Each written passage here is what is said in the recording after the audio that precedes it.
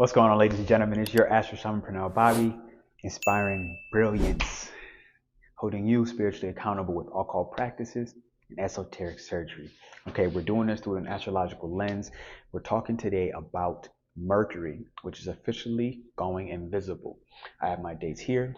It starts on February 8th to March 15th. So when I say invisible, what I mean is Mercury is coming within 14 degrees. The moment it comes within 14 degrees on this side or that side of the sun, okay, it starts to get burnt by the power of the sun and it loses its own individuality.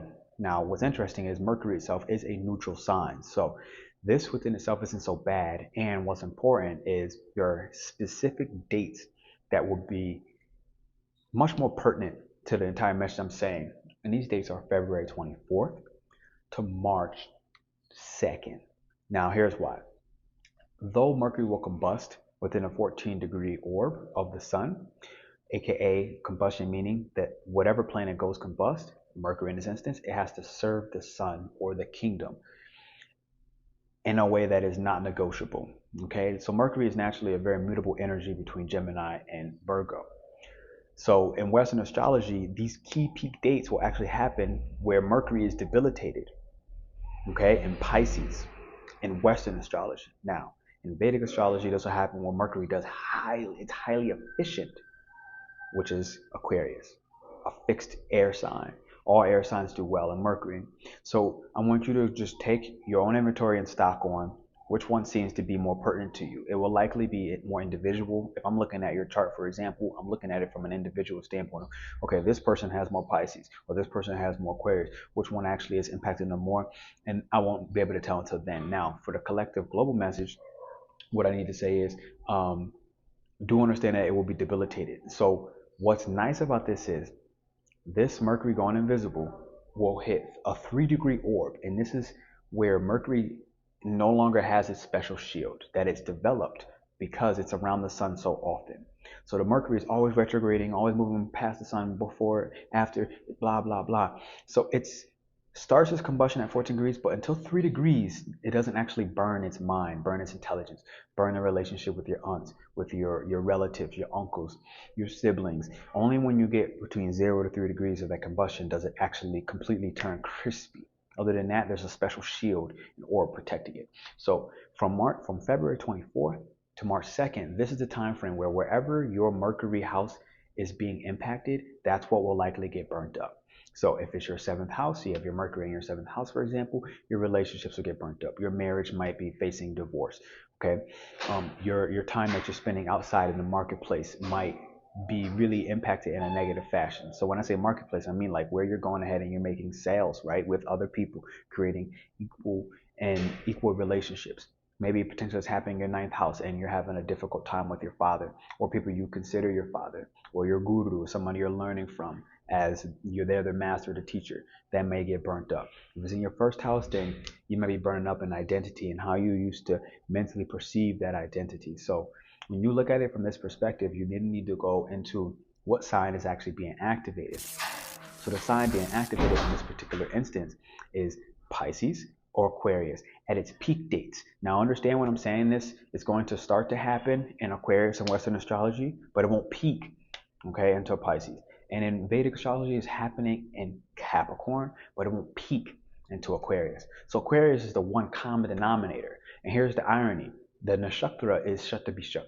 And Shatabishak is about taking these things that seem like they don't actually fit together, stepping into the void and bringing in these particles that are in the Akashic ocean that seem like there's no connection, but then finding a way to create them and bring them into solid form. And shout out to Victor Kara. He's one of the main ones to help me understand this Shatabishak. So these are those Aquarians who have a massive fantasy-based reality. And they oftentimes don't do anything with that, and they stay in the fantasy, and they meet a lot of disappointments in whatever house that Aquarius is in. Okay, 5th house, romance, love, fun, children, meet disappointments. But there's the other side of the Aquarians who actually act on their fantasies, act on their dreams. And what you'll be able to do is take these abstract realities and bring them together.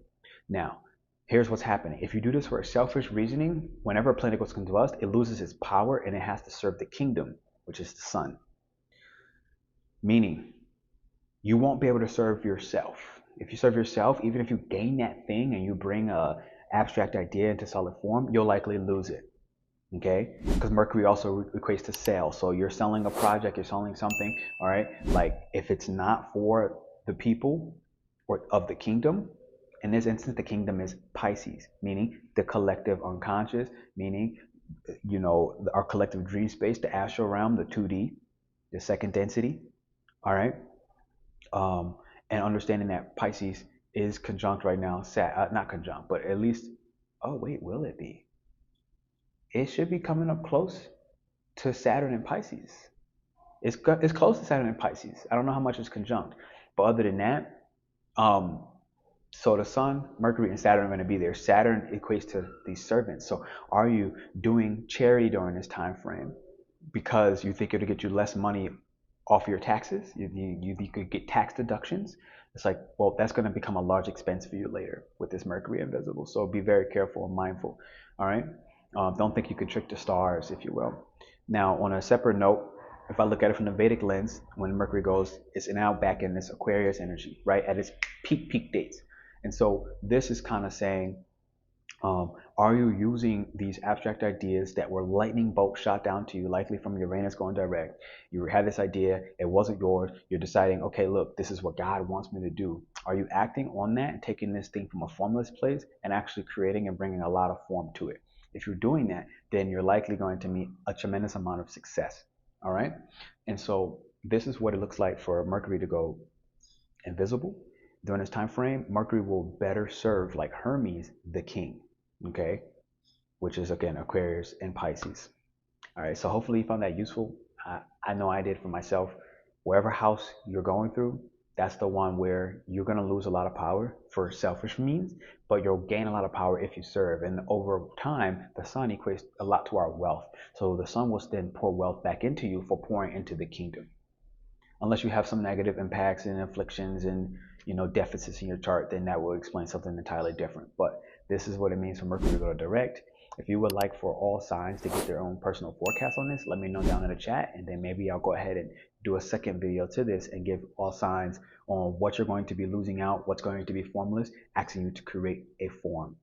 All right, this is your Astro Shaman, inspiring brilliance, holding you spiritually accountable with occult practices and esoteric surgery. Join our membership. This is where the esoteric surgery is going down. We just focused and worked on the liver. If you don't know what the liver is or how to actually get the anger and the rage out of it, then it's something we're going to have already if you join a membership on replay. All right.